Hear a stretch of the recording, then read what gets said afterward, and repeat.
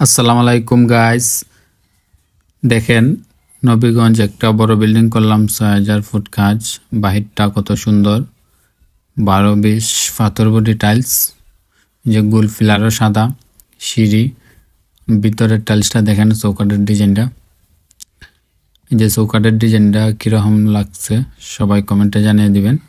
Room, এটা হলো বারিন্দা, এটা একটা রুম, যে বাথরুমও কাজ চলতেছে, যে বারিন্দা, সব রুমও বারিন্দা ২৪-২৪ ফ্লোর টাইলস লাগাইল।